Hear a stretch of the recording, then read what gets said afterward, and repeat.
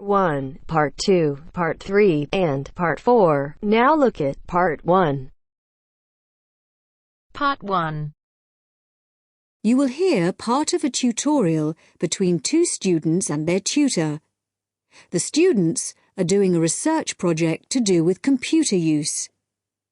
First, you have some time to look at questions 1 to 5.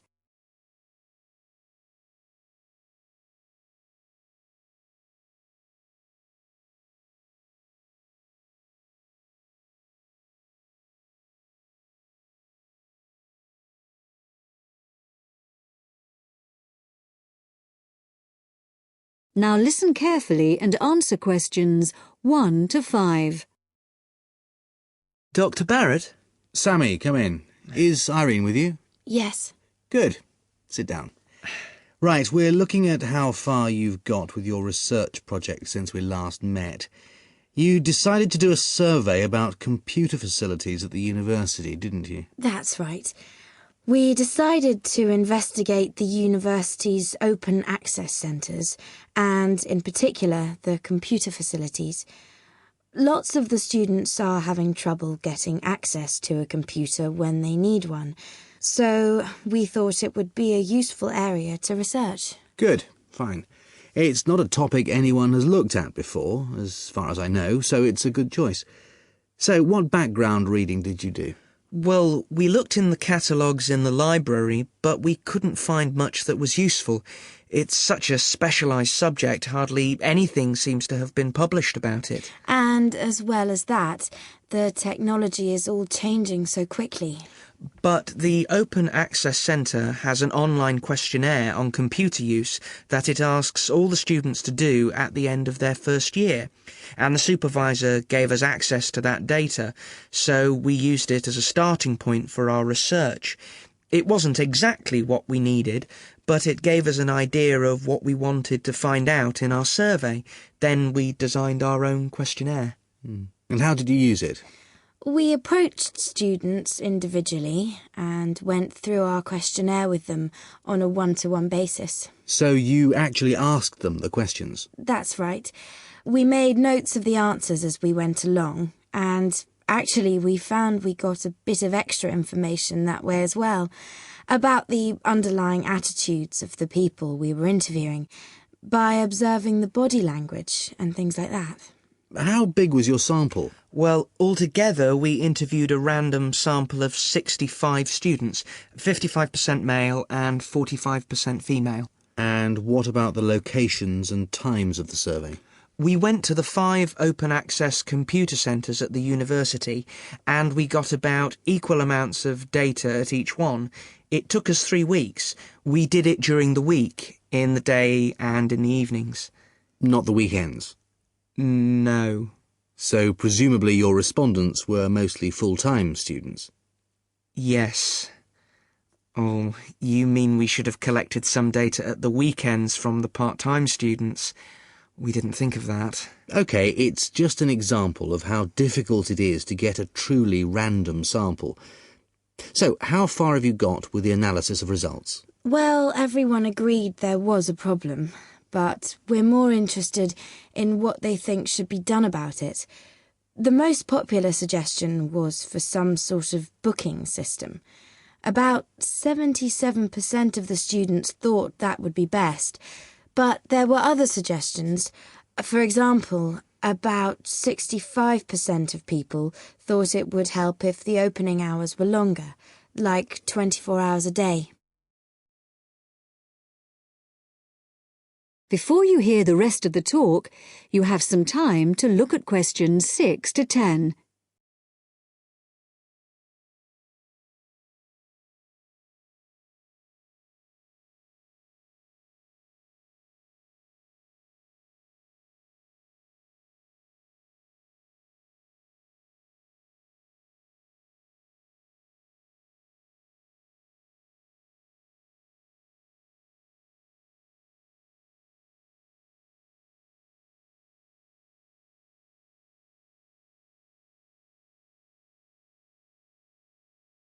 Now listen and answer questions 6 to 10.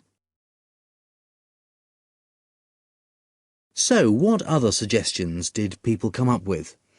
Well, actually, the main reason why people can't get to a computer is because so many students are using them for personal emails or just surfing the web. So one solution would be to have some computer rooms for recreational use and some for people to do serious work in. The trouble is, quite often people do their work, then they want to check their emails. And it would be a nuisance if you had to get up and go to another room and log on again just for that.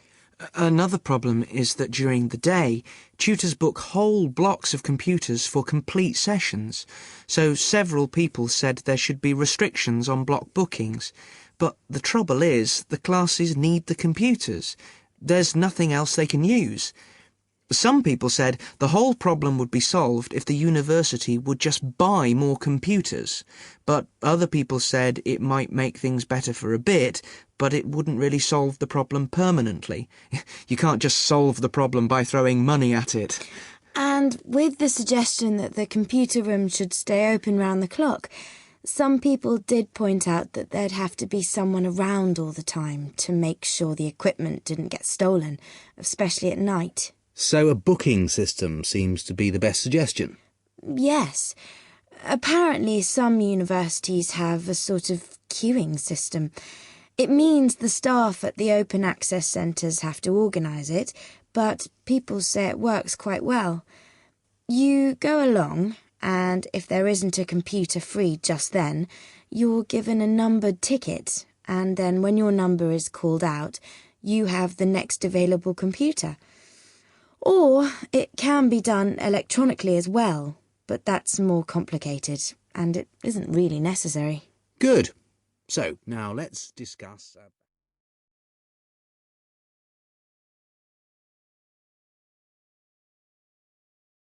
That is the end of part 1.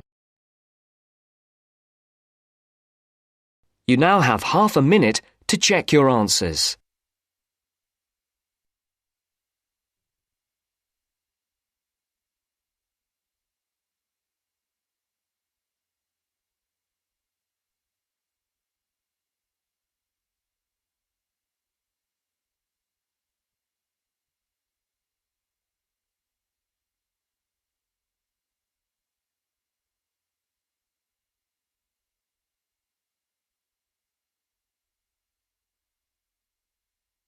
Now turns to part 2.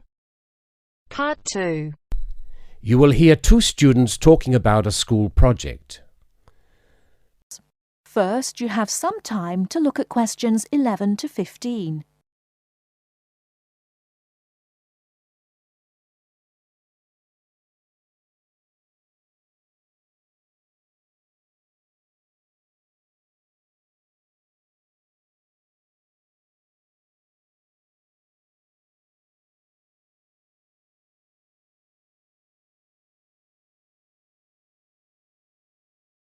Now, listen carefully and answer questions 11 to 15. Hi, Lynn. How's your project coming along? Oh, not very well. I've got all the information, but I can't seem to organise it into a presentation. Well, you'd better hurry. You only have one more week. Yes, that's okay. It's just that... Well, why don't you try your presentation on me? Maybe I can help. Oh, really? Great! OK, well, I've chosen solar power for my subject, and I'm going to talk specifically about domestic water heating. You know, like the ones popular in America. I've got some facts here. Oh, that's good. But just start your presentation from the beginning. Oh, right. Well, here we go then. There are many reasons why we should be looking elsewhere for energy sources. As most people are aware, fossil fuels and other such non-renewable sources are by definition finite, so something needs to be in operation soon. Currently, there are a number of alternative energy sources available which can, with a little preparation, be used to provide for a significant part of our domestic energy requirements. In this presentation, I am focusing on solar power and its application as a domestic water heater. As a renewable energy source, solar power is in many ways ideal. The amount of the sun's energy which reaches the Earth every minute exceeds the energy that the global population consumes in a year. Although scientists argue that it is not finite, sunlight is certainly a long-lasting resource which is not depleted through use, and solar power converters use this energy without needing any complex moving parts. Once collected and stored, solar energy can be used for many purposes, but it is becoming increasingly popular as a domestic heating source.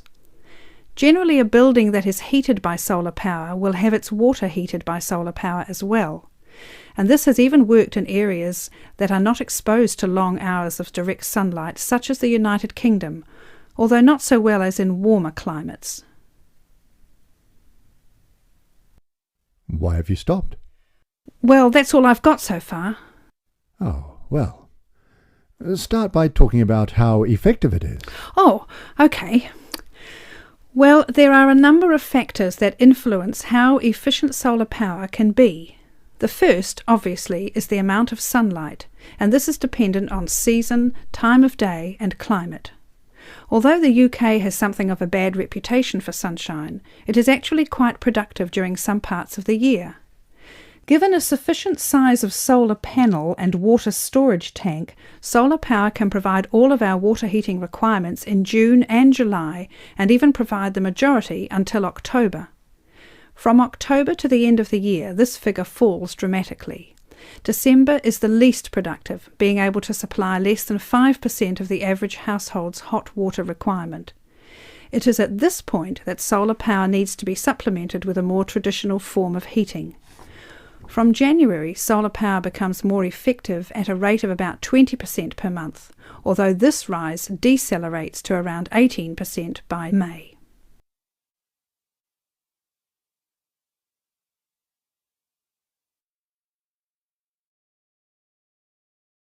Before you hear the rest of the talk, you have some time to look at questions 16 to 20.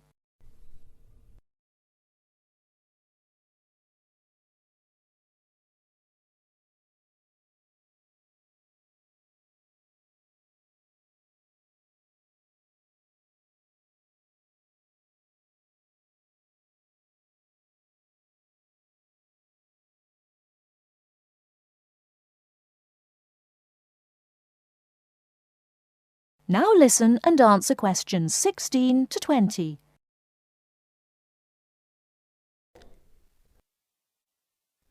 Now say something about this water heater. Do you have any information about that? Oh yes, I've got an illustration of a water tank here. Well, that's good, but you'll have to describe it. Right. Well, the ideal water tank in the UK has a capacity of 45 to 50 litres, but must be at least 40 litres to be effective. The solar coil is put in the bottom of the tank to heat the water. Now remember that solar heated water will not get quite as hot as fossil fuel water heaters. The bottom half of the tank is normally 20 degrees, and this is why it is important not to have a tank that is too large, as that would take too much energy to heat. In this illustration, it rises to 40 degrees from halfway up. Don't forget that hot water rises, so the top third of the tank is the hottest and reaches an average temperature of 65 degrees. And what's this second layer around the tank? Oh, that's insulation. Because the tank is often either outside or just under the roof, rigid foam is used as an insulation layer. It should be at least 80 millimetres thick all around. Well, that seems like a good presentation. All you need to do is to prepare some short notes and a larger illustration so you can use it as a demonstration and you'll be fine. Oh, you think so? Well, thanks very much for the help. Maybe I could do the same for you one day. Maybe. Anyway, I have to go. Good luck. Thanks. Bye. That is the end of part 2. You now have half a minute to check your answers.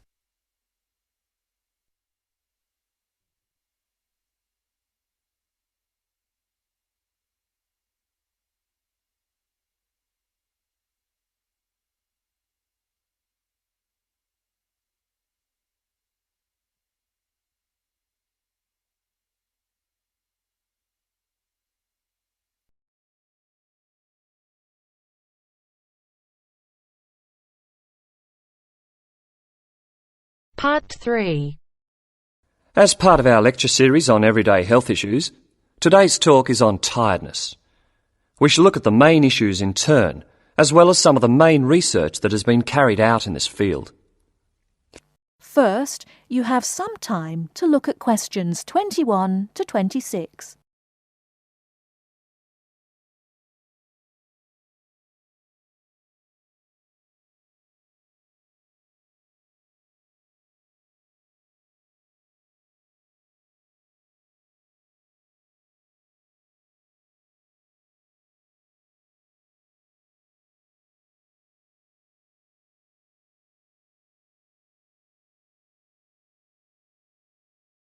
Now listen carefully and answer questions 21 to 26. Good morning. As part of our lecture series on everyday health issues, today's talk is on tiredness. We shall look at the main issues in turn, as well as some of the main research that has been carried out in this field. Firstly, it is clear that tiredness is on the rise. No official data exists on the rate of people reporting to doctors with recurring tiredness, but it's a very common complaint. Research suggests that people are not relaxing properly and often work when they do not have enough energy. Furthermore, products to boost energy are also on the rise. Sales of so-called energy drinks loaded with caffeine and sugar have grown by 23% over the last year. And this is not the only instance of an increase in products claiming to boost energy. Guarana, a herbal stimulant, can now be found in everything from chocolate bars to tea bags. Now let's examine what it is that's making people so tired. Dr. Liebhold, a Sydney GP, has done extensive research into this, and he believes that financial pressures, not taking holidays, and not having time off when you become ill due to fear of losing your job are all common causes. Some of the other suggested causes are low oxygen levels in offices, poor diet, or illness. The problem is that tiredness is a symptom of just about every kind of illness, which makes tracking down the cause all the more difficult. The next question to ask is, are people getting enough sleep? Dr. Mansfield from Melbourne's Epworth Sleep Centre, who specialises in sleep disorders, says insomnia often arises when people are going through a stressful period. Mansfield often needs to re-educate people in how to get off to sleep. He recommends keeping your body clock regular by going to bed and rising at similar times every day, and not drinking too much caffeine. And there is some truth in the old story about having a glass of hot milk before bed. Milk contains the amino acid tryptophan, which has been shown to help induce sleepiness. Turning to the question of why we need sleep, researchers are still trying to answer this fundamental question. Sleep deprivation experiments have shown that after 14 days without sleep, rats will lie down and die. And after only 3 days sleep loss, humans get confused, forgetful, and start having hallucinations. So whatever sleep does, it is important. Before you hear the rest of the talk, you have some time to look at questions 27 to 30.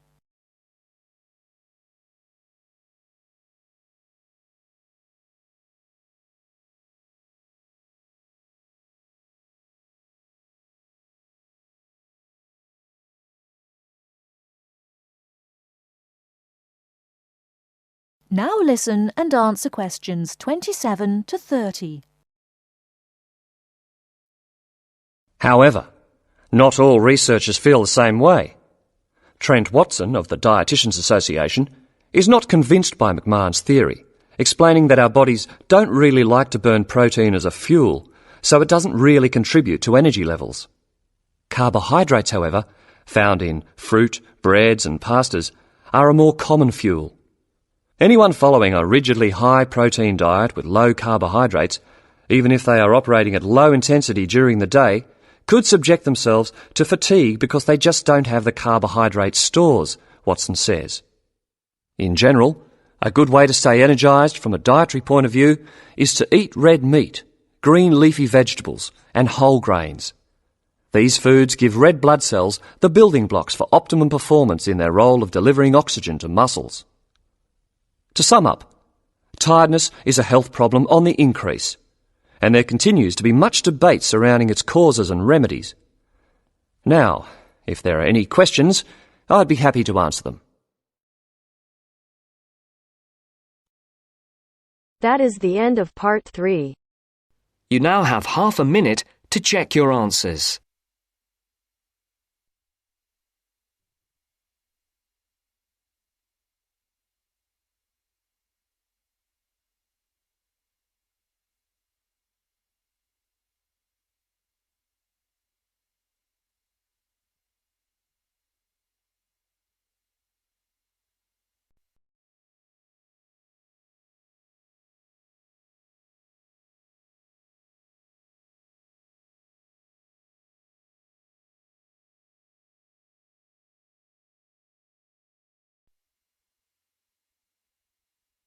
Now turns to part 4. Part 4. You will hear part of a lecture on wildlife. Listen carefully and answer questions 31 to 40.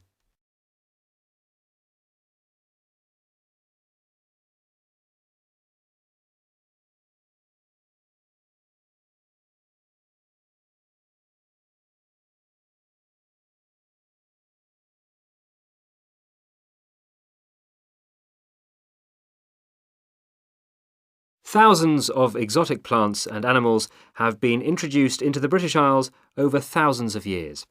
These newcomers compete with native species for resources and can also cause major changes in the wildlife and in the habitats of our countryside.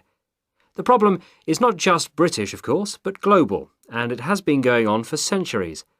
One good example of this I'd like to mention today is the European starling. The starling to us in the UK is a fairly ordinary little bird, about 12 inches long. In flight, it appears to be black or grey with tiny white spots. So it's a very ordinary-looking, almost dirty-looking bird. It nests in trees and buildings and can be found in the country and in towns. It travels in large flocks, leaving the nests in the morning and returning in the early evening. It feeds on insects and fruit. Its native range includes the British Isles and Finland, but it is also found in most of Europe and parts of Asia and Africa. In the British Isles and Finland, however, it has suffered a huge decline, and in these countries there is an effort to conserve the species. It is a different story in some of the places where it has been introduced. For example, the population in the USA is estimated at 170 million birds. Also, they are becoming a big problem in Australia and New Zealand. Starlings, as I have said, nest in trees, and it has been found that they are more aggressive than native species, native that is to Australia and New Zealand, when they are looking for nesting places. They therefore compete with native species for nests, and also they drive those species away from nests. So, this nest-building activity causes harm to native species, but also they are a nuisance to humans. They gather in large flocks of thousands of birds and feed together on commercial crops. This causes great financial damage to farmers. And they also make a mess, both in the town and the countryside. There is also the problem that starlings may carry diseases which affect both humans and other animals, although this has not been really confirmed and we are waiting for more work to be done on this. The question arises, what are we to do about foreign species which not only do damage to native species but interfere with human activity? We have 3 approaches in theory, but usually it is not a free choice between them. Usually we have to do the best we can and that money will allow. The best approach, of course, is prevention, and many countries have passed legislation which attempts to limit or prevent the arrival of non-native species in their countries. In particular, there are many international regulations on how and where ships may pick up and deposit water, and this is a major contribution to preventing the accidental transport of fish and organisms by ship, since accidental transport by ship is a frequent cause of fish and other creatures going from place to place.